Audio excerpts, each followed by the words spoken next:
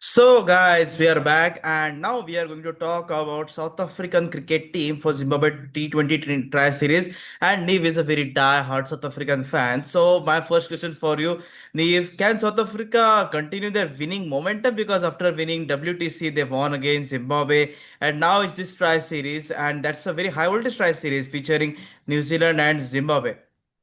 Yeah, I think they have a huge opportunity and potential here to win this series because they have shown a lot of depth in their team, especially since many players like Marco Jansen, Rabada, and all didn't play against Zimbabwe in the Test series.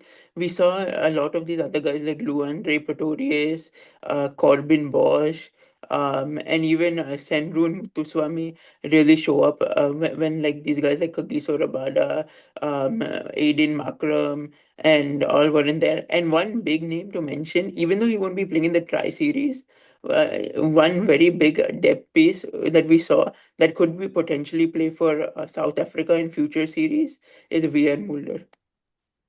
Yes, Van Mulder, who had a great chance of smashing 400 odd runs against Zimbabwe, he said that he didn't wanted to create a legacy for himself and wanted that record to be to Brandar. That's another part. But Van Mulder has been a really a force to reckon with, right? We saw in WTC final as well. So South Africa is developing a similar kind of player, we can say, like to Jack Callis, because Callis in his prime was similar to that only. What to make out of it? Because Van Mulder, that experience of playing Test series in New Zimbabwe is going to benefit him and other his mates as well.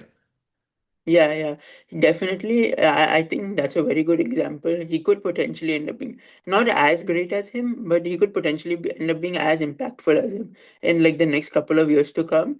And especially with like other like all-rounders in form when they have to play with their main team like Marco Jansen and all, he will be Vian Mulder will be a very key piece because they can keep moving him around the batting order as well. And if you look at the squad of South Africa, it's quite surprising that Rassie van der Dusen is the skipper. Yeah. Because they are making every now and then skippers are changing. Maiden Markram is getting a leave to manage his workload management and all that stuff. But they could have made someone like Reza Hendricks the captain because he's the most senior guy in the team, playing for South Africa in the last 10 or more years. But they have gone in with Rassie and Edison, who has been in and out of the side very much. Yeah. So the only thing about that is Rassi Van der Dussen, he captained the series before the T20 World Cup against the West Indies, and South Africa ended up playing very well in that series. So he had shown a lot of potential from that series, and the head coach Shukri Conrad wanted to continue that momentum going on. Yeah, that's the you spoke about Shukri Conrad. I can say somewhat the man behind the WTC triumph and the architect behind South Africa's recent rise in Test cricket. And now he being the official head coach of all the three formats. The expectations, no doubt, will be very much raised and everything. But I think that the head coach is the very what the heart of the team now for South Africa because he's the one who is making all the decisions and everything. Right earlier, Rob Walter, there was a quite mixed bag. We all saw how brutally South Africa lost T20 International Series against India by 3-1. They were outclassed in all the three departments. But I think under the coaching and leadership of Shukri Conrad, the South African side will be very much dangerous. What do you make out of it? Yeah, yeah, definitely. And also to add to that, Shukri Conrad was the reason why Lungi and Gidi gained a lot more confidence. And even in the when we talk about the World Test Championship, in that second innings, when many people were saying that Lungi and Gidi was a useless pickup because he had like a 6-7 economy in a Test match. If you saw, Lungi and Gidi was the actual match changer with those 3-4 wickets in the second innings that completely set Australia back.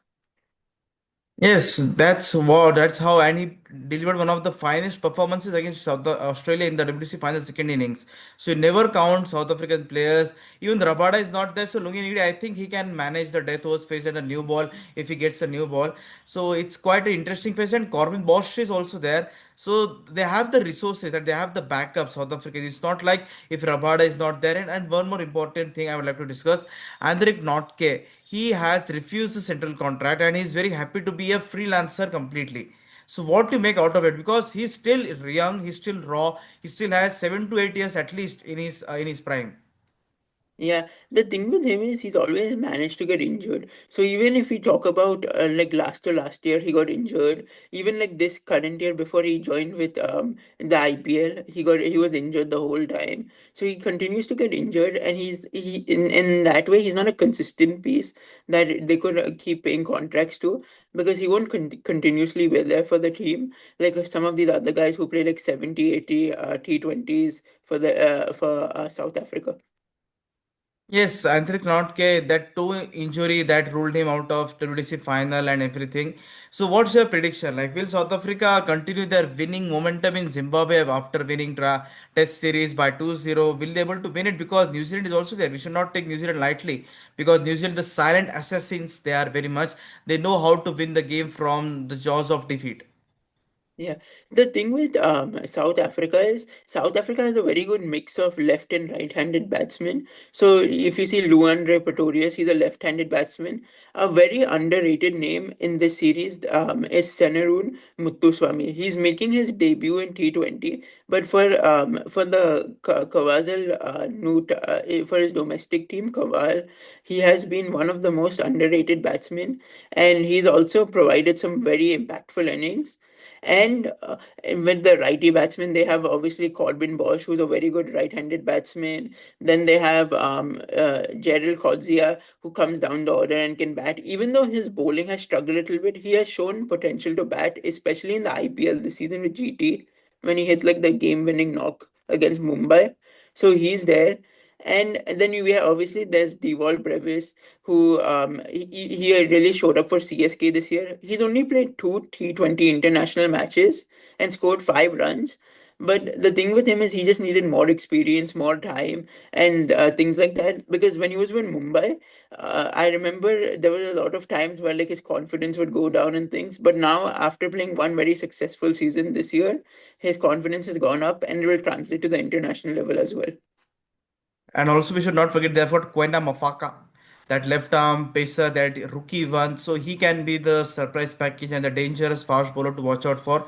So if you ask about my prediction, Neve, I would say that no doubt South Africa is the favorite, but winning the final won't be easy for them. And South Africa, Zimbabwe, New Zealand, they have got the surprise element in them, especially Zimbabwe. So I won't say New South Africa will win the final, but they will definitely go to the finals because it's a two-round robin tournament. You are going to play each team twice, so you will get to know the strengths, weaknesses, and everything of a particular team very much quickly in the first game itself. So all the are in Zimbabwe, so the crowd will be behind South Africa as well, behind Zimbabwe, and they enjoy, right? So Zimbabwe crowd is not like that much very much dangerous, or they're supporting only their team. They enjoy the game. That's how cricket should be. Like that's the T20 cricket for them. So let's see how it goes ahead. And also after these T20 international series, New Zealand is going to play two test match series against Zimbabwe in Zimbabwe. So for New Zealand, it's a long series. And the next video which we are going to discuss about, it's New Zealand. So stay tuned with us. We will be covering that one as well. New Zealand, the Black Caps. The no one talks about them, no one gives them respect. So let's see what happens in that video as well. So thank you, Nick, for joining us. And in the description box, we have got the website's link as well. Goworld.co.in. So only if you like the video, then only go ahead and subscribe. We are not forcing you by any means. Thank you, Nick. Thank you, everyone. Thank you. Thank you.